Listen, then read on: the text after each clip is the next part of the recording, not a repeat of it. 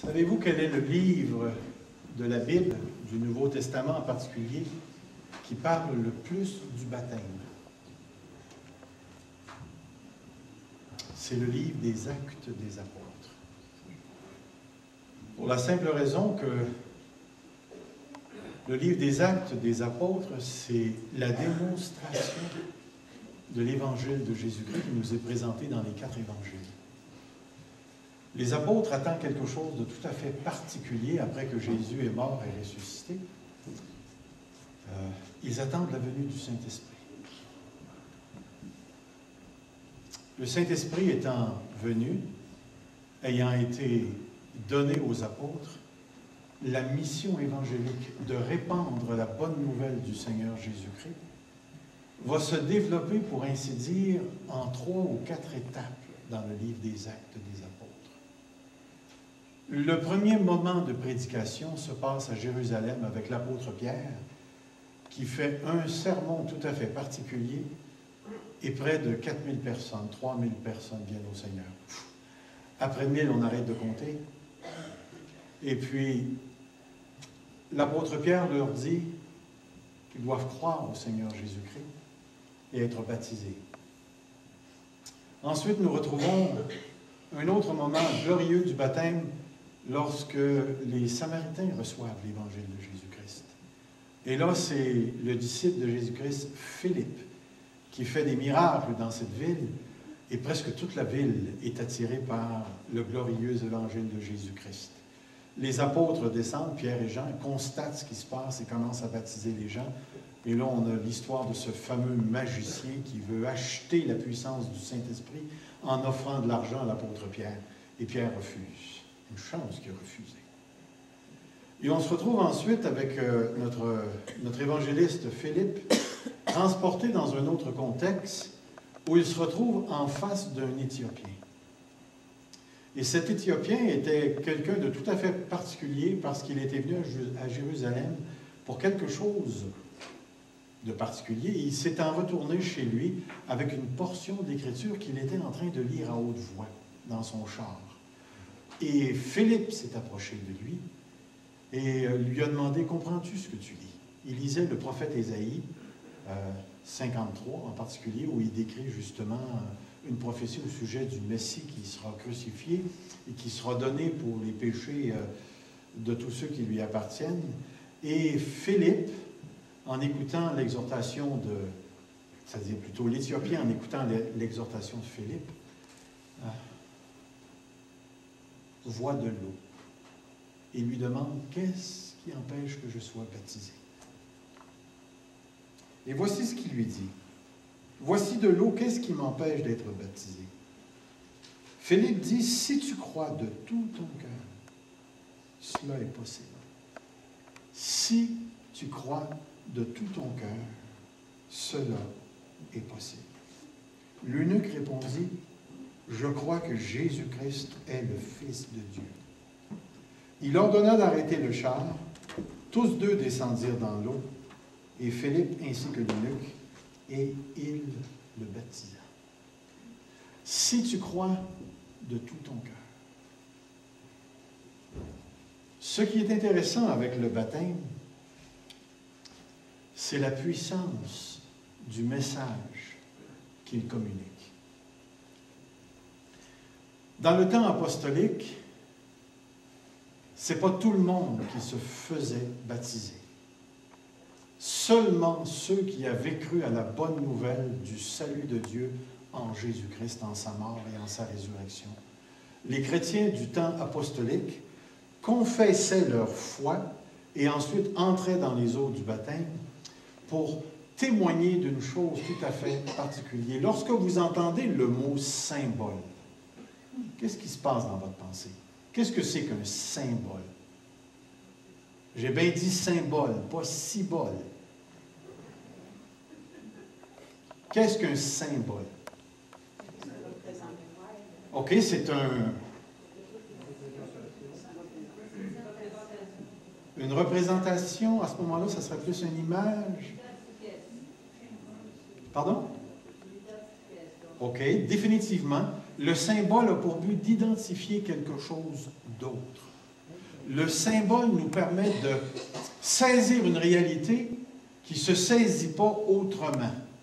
Combien est-ce qu'il y en a ici qui ont toutes vu le Canada? Il n'y en a pas beaucoup, hein? Mais vous habitez au Canada. Et lorsque vous voyez un drapeau, qu'est-ce que vous voyez? Le pays? Vous voyez un symbole qui ramasse tout ce qu'il y a à un coin de l'océan jusqu'à l'autre coin de l'océan, qui vous dit, voici ce que ce symbole-là représente. Eh bien, le baptême, c'est exactement la même chose. Le baptême, c'est le symbole de quelque chose qui s'est passé dans la vie d'une personne. Et c'est tellement important de saisir la portée de ce symbole, puisque le baptême, c'est la mise en lumière, c'est la lecture, c'est pour ainsi dire l'affichage de ce qui s'est préalablement passé dans la vie d'une personne. Quelque chose de bien, bien, bien particulier. Dans l'Évangile de Jean, au chapitre 3, je vais simplement vous lire un petit texte qui est intéressant. Il nous est dit ici, il y eut un homme d'entre les pharisiens, nommé Nicodème, un chef des Juifs. C'était un homme proéminent, influent, respecté par la communauté juive, et il faisait partie d'un groupe de personnes qu'on appelait le groupe des pharisiens. Les pharisiens étaient des gens qui s'attachaient énormément à la loi de Moïse et avaient pour mission de l'enseigner dans toutes, ou parmi tout le peuple juif. C'étaient des érudits qui s'affairaient à approfondir la loi de Moïse et de la communiquer. Et cet homme avait certainement eu du succès, puisque c'était un homme respecté, puisqu'on l'appelle un chef du peuple. En d'autres mots, c'était un homme important. Il vint auprès de Jésus de nuit et lui dit, « Rabbi, nous savons que tu es un docteur venu de Dieu, car personne ne peut faire ces miracles que tu fais si Dieu n'est avec lui. » Cet homme-là était sur la bonne piste. Il avait remarqué quelque chose de tout à fait particulier en Jésus. Et ce Jésus de Nazareth, enseignait le peuple ouvertement, mais il faisait des miracles, ce qu'aucun autre faisait au temps de Nicodème. Et les Juifs reconnaissaient que la puissance de Jésus, elle n'était pas ordinaire. On n'était pas ici en présence de la magie, on était en présence d'une réalité tout à fait particulière et sacrée devant laquelle personne ne pouvait douter que Dieu était en Jésus-Christ en train d'accomplir ses signes et ses prodiges. Et ce qui est intéressant dans le texte, c'est que Jésus ne l'a même pas laissé continuer son éloge. Jésus lui dit, en vérité, je te le dis, si un homme ne naît de nouveau, il ne peut voir le royaume de Dieu. Si un homme ne naît de nouveau, il ne peut voir le royaume de Dieu. La plupart d'entre vous savez ce que veut dire l'expression « naître de nouveau », puisque vous avez vécu cette expérience. Pour d'autres, c'est peut-être un peu nouveau, et je vais vous expliquer. Du moins, dans la langue originelle, le mot « nouveau » pourrait être traduit « d'en haut ». À moins qu'une personne ne naisse d'en haut, elle ne peut voir le royaume de Dieu. La plupart d'entre vous, j'espère, de la position où vous vous trouvez, vous me voyez, n'est-ce pas? Est-ce que je me trompe en disant que vous voyez quelque chose de vraiment beau? OK, d'abord. Il y en a qui n'ont pas l'air... Mais ce qui est important ici, c'est pensez-vous que le mot « voir » fait référence à voir littéralement dans le contexte? Pensez-y bien. Si je vous disais la phrase « T'as-tu vu ce qu'il a dit? » Est-ce que j'ai employé le mot « voir » dans un sens littéral ou dans un sens métaphorique? Ce n'est pas un sens littéral, en tout cas. C'est tout à fait. Parce que lorsque je parle, si vous pouvez voir ce que je dis vous avez certainement une puissance que la plupart d'entre nous n'ont pas. Donc, ce que Jésus était en train de dire ici, c'est à moins qu'une personne ne naisse d'en haut, elle est incapable de saisir, de comprendre le royaume de Dieu. Et c'est intéressant parce qu'il est en train de dire que pour être capable de voir le royaume de Dieu, il faut une expérience préalable à cette vision du royaume que Jésus appelle naître de nouveau. Et ce qui est intéressant, c'est que le texte nous donne un peu ce qui se passait dans la tête de Nicodème. Nicodème lui dit, « Comment un homme peut-il naître quand il est vieux? » C'est une très, très bonne question. Peut-il rentrer dans le sein de sa mère et naître? Voyez-vous, Nicodème avait abordé la question sur un point de vue purement matériel, physique, de cette terre. Et ce que Jésus est en train de lui dire, il faut une expérience spirituelle pour être capable de voir. Et lui n'a pas encore saisi la chose. Et il dit ici, est-ce qu'il faut que je retourne dans le sein de ma mère? Jésus lui répond encore une fois, et d'une manière encore plus confuse. Jésus répondit, en vérité, je te le dis, si un homme ne naît d'eau et d'esprit, il ne peut entrer dans le royaume de Dieu. Laissez-moi vous dire que dans l'histoire de l'Église, la petite phrase « il faut qu'il naisse d'eau et d'esprit » a fait couler de l'encre à travers toute l'histoire. Et il y a eu toutes sortes d'interprétations au sujet de ce verset-là. Mais ce verset-là se comprend à la lumière de celui qui suit. Parce que la réponse de Jésus ne s'arrête pas là. En vérité, je te le dis, si un homme ne naît d'eau et d'esprit, il ne peut entrer dans le royaume de Dieu. Ce qui est né de la chair est chair. Mais ce qui est né de l'esprit est esprit.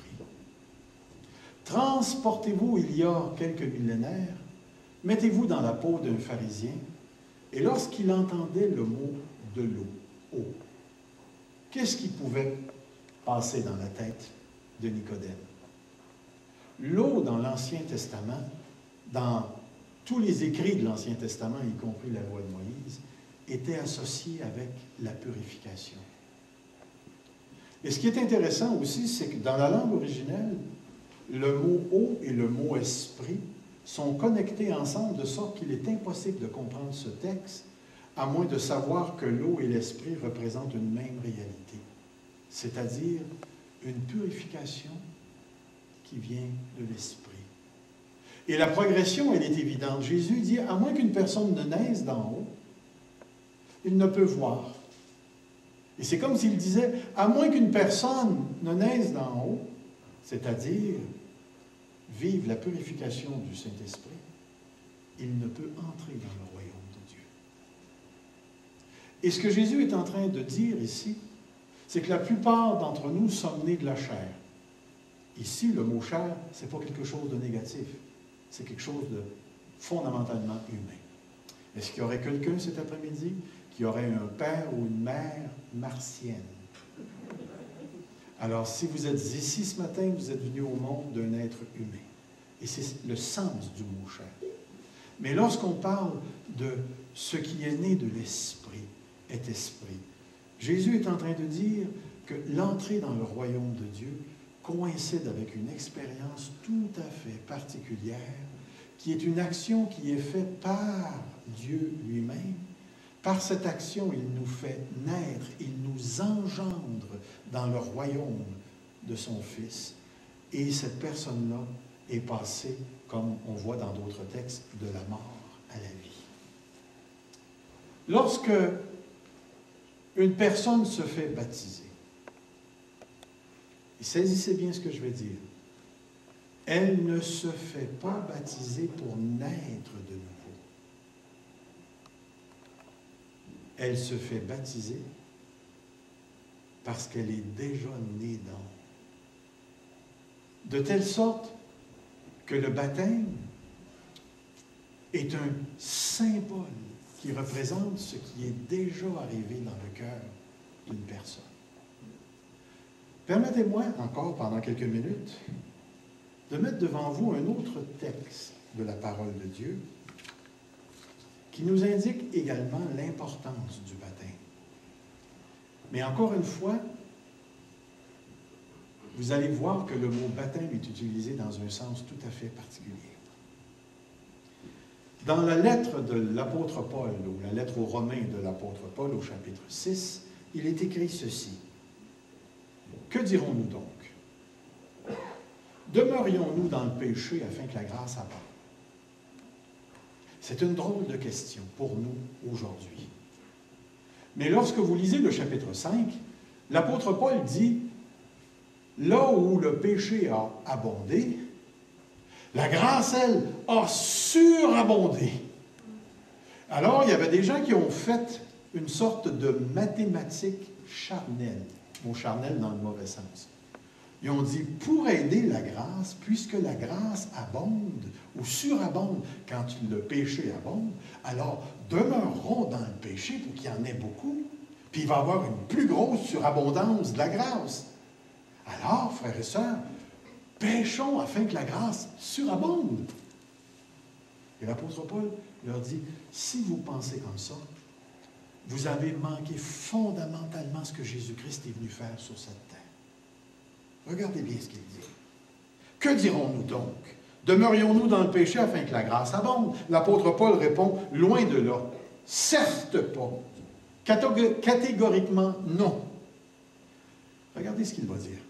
Nous qui sommes morts au péché, comment vivrions-nous encore dans le péché?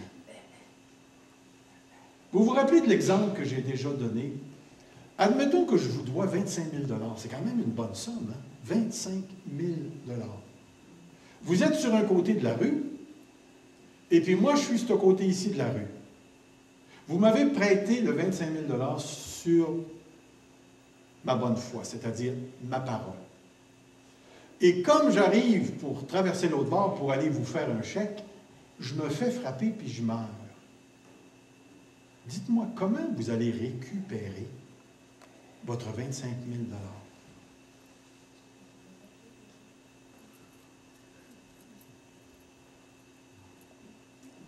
Allez-y, essayez pour voir. Allez-vous juste passer la main de cette vie dans la mort pour... Voyez-vous, quand une personne meurt, elle quitte l'existence ici. La plupart d'entre vous, vous êtes déjà allés au salon de funéraire et vous avez vu des gens morts. Et ces gens morts-là, c'est bien de valeur, ils ne peuvent plus communiquer avec ce monde ici.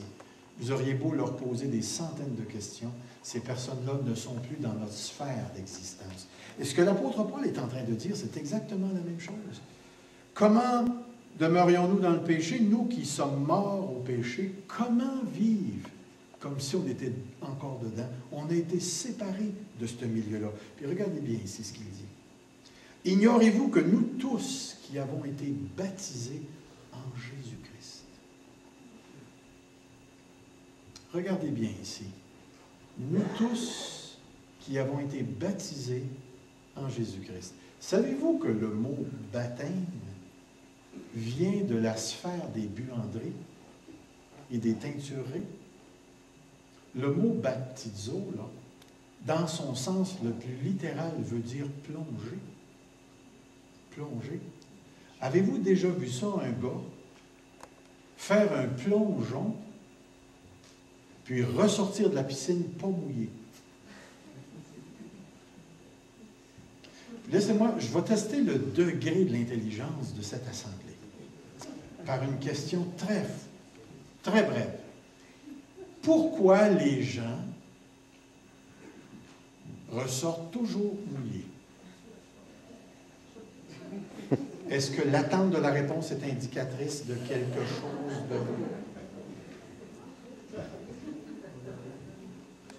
Pour la simple raison que lorsqu'une personne plonge, elle plonge dans quoi? Flou. Est-ce qu'elle plonge juste le cou? Ça voudrait dire qu'il y a de la glace. Le gars est mort.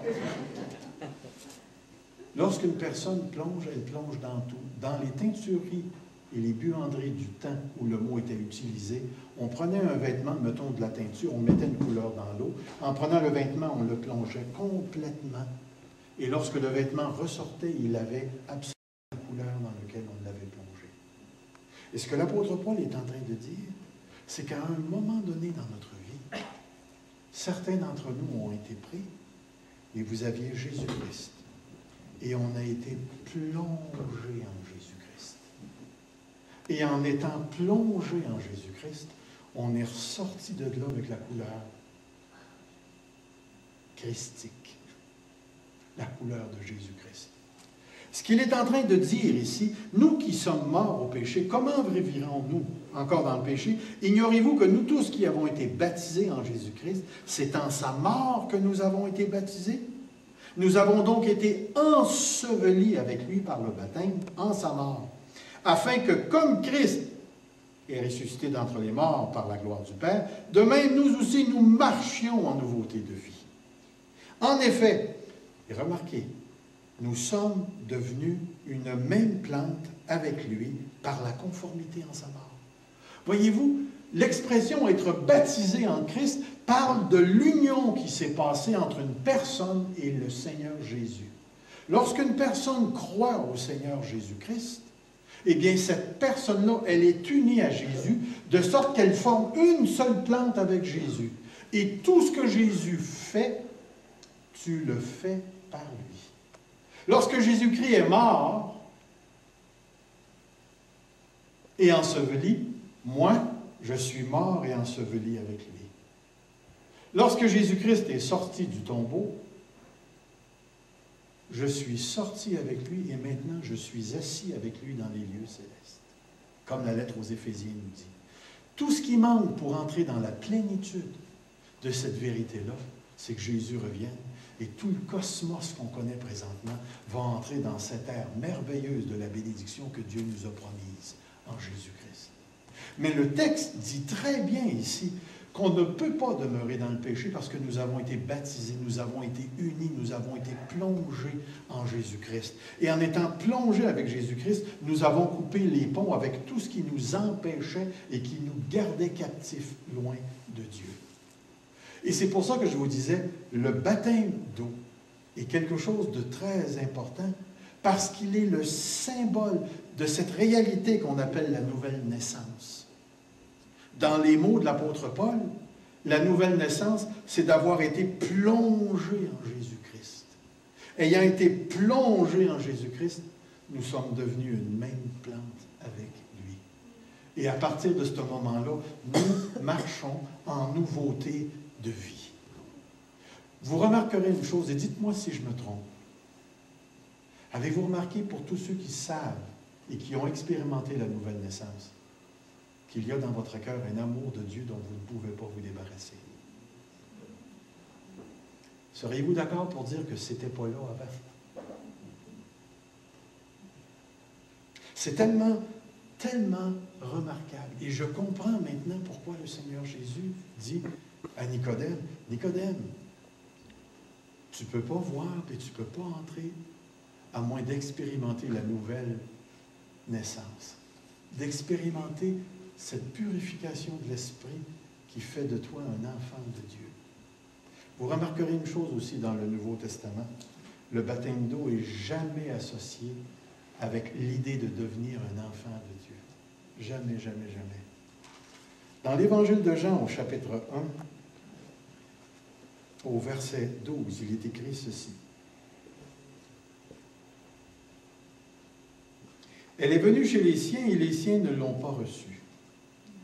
Mais à tous ceux qui l'ont reçue, reçu quoi? Bien, vous lirez le texte, ça parle de la parole. Et la parole a été faite chair, et la parole, c'est nulle autre chose que Jésus-Christ, notre Seigneur, dans le contexte. Mais à tous ceux qui l'ont reçu, remarquez, elle a donné le pouvoir de devenir enfants de Dieu à ceux qui croient en son nom. On devient un enfant de Dieu en croyant. Pensez bien. On devient un enfant de Dieu par la foi. À ceux qui croient en son nom, puis remarquez ce qu'il dit, qui sont nés non du sang. Donc, ce n'est pas question d'in vitro ou quoi que ce soit ici. ni de la volonté de la chair.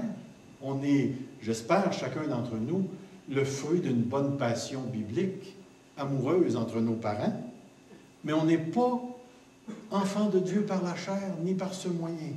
Et ensuite, il va dire, ni de la volonté de l'homme. C'est pas moi qui décide de faire naître une personne dans le royaume de Dieu. Et il termine le verset en disant, ni de la volonté de la chair, ni de la volonté de l'homme, mais de Dieu. On devient un enfant de Dieu par la foi, mais il est impossible à cette foi de produire le salut sans une action concrète, directe et spirituelle de Dieu. En d'autres mots, qui ce matin, ou plutôt cet après-midi, qui d'entre nous, je vais être obligé de former un verbe qui est particulier, qui d'entre nous s'est né tout seul? C'est fait tout seul. On sait très bien que lorsqu'on parle de naissance, on n'avait ni le choix, ni la capacité de dire oui ou non. On n'a pas choisi nos parents, on n'a pas choisi notre langue, notre pays, on n'a pas choisi si on était un homme ou on était une femme. On est arrivé à cause de la volonté de quelqu'un d'autre. Dans le royaume de Dieu, c'est exactement la même chose. Il n'y a aucune personne qui entre dans la volonté de Dieu parce que moi, j'ai décidé de me faire entrer dans le royaume de Dieu. C'est toujours, toujours, toujours le résultat d'une action divine. Et c'est pour ça que je vous disais, et vous vous rappelez que j'ai déjà dit ça à quelques reprises, personne n'entre dans le royaume de Dieu à moins d'une révélation particulière du Saint-Esprit. L'Esprit rend témoignage à mon esprit que je suis un enfant de Dieu. Il n'y a pas personne qui dit « Hey, Saint-Esprit, j'ai décidé d'être un enfant de Dieu. » Sans l'action préalable de Dieu. Et le baptême d'eau représente ce moment particulier dans nos vies où nous avons reçu le Seigneur Jésus comme notre sauveur personnel. Moi, à l'âge de 19 ans, je me rappelle un matin que je suivais les cours aux adultes parce que j'avais lâché en secondaire 3, je suis rentré dans l'armée, je suis sorti de l'armée, j'étais un petit peu plus vieux, puis là, il fallait que je fasse quelque chose de ma vie, donc je suis retourné à l'école. Puis le matin, j'avais beaucoup de temps pour moi parce que l'école commençait à 4 heures et finissait à 10 heures. Je me rappelle qu'un matin, je suis entré dans le bois avec ma Bible parce que mon frère s'était converti. Puis moi, je voulais me battre avec lui sur le même terrain que lui, fait que j'ai dit, je vais lire la Bible. Je ne savais pas ce qui m'attendait. J'ai lu la Bible. Et je suis arrivé sur ce texte qui disait, ceux qui disent Seigneur, Seigneur, n'entreront pas nécessairement dans le royaume des cieux, mais celui-là seul qui fait la volonté de mon Père qui est dans les cieux. Là, je me suis mis à chercher dans la Bible quelle était la volonté de Dieu. Puis savez-vous que je l'ai trouvée? Dans l'Évangile de Jean, c'est écrit, la volonté de mon Père, c'est que quiconque croit en lui ait la vie éternelle. J'ai resté bouche bée. Au lieu de me torturer, tout ce que j'ai à faire, c'est de croire. Et je me rappelle très, très bien que cet après-midi-là, je suis sorti du bois, non pas comme j'y ai entré le matin. J'avais réellement compris que Jésus-Christ était mort à la croix pour mes péchés. Pour mes péchés. Et qu'il est ressuscité d'entre les morts pour que j'aie la vie éternelle. Et savez-vous à quel point c'est simple? Dans l'Évangile de Jean, chapitre 3, le dernier verset, regardez, je vais vous le lire, c'est tellement simple. Celui qui croit au Fils a la vie éternelle. Il ne dit pas aura. Il dit il l'a. Celui qui croit au Fils a la vie éternelle. Aussi simple que ça. Aussi simple que ça. Dans un autre texte, dans le livre des Actes des Apôtres, c'est écrit « Celui qui croit en lui reçoit en son nom le pardon de tous ses péchés. » Que celui qui croit en lui reçoit en son nom le pardon de tous ses péchés. J'ai compris que j'ai reçu deux choses dès le moment où j'ai placé ma foi en Jésus-Christ. J'ai compris que je recevais le pardon de tous mes péchés. Et j'ai compris que je recevais le don de la vie éternelle. 2 mois plus tard, je me faisais baptiser. Et c'est pour ça que cet après-midi, lorsqu'on va baptiser des gens, on va les plonger, on va les baptiser, on va les plonger dans le fond de l'eau. Ça symbolise que ces gens-là ont été unis dans la mort avec Christ, sont morts avec Christ. Et quand ils émergent de l'eau, le symbole, encore une fois, souligne la réalité qu'ils sont revenus à la vie avec Christ et qu'ils sont maintenant assis avec Christ dans les lieux célestes en attendant le retour de Christ et en attendant la transformation de tout l'univers. C'est pour ça que le symbole du baptême, c'est quelque chose de vraiment, vraiment puissant. Parce que non seulement le Seigneur nous demande de le faire, mais le Seigneur nous a laissé un moyen pour témoigner ouvertement. Comprenez, dans le Nouveau Testament, là, à une époque qu'on appelle post-apostolique, là, juste un petit peu après les apôtres, les chrétiens se faisaient baptiser, puis après ça, ils se faisaient crucifier par les Romains. Le baptême, c'était pas juste un symbole de la mort. Dans ce temps-là, tu mourais une fois que tu avais été baptisé, parce que tu confessais ouvertement que tu avais un autre Seigneur que César. Et c'était défendu d'avoir un autre Dieu que César.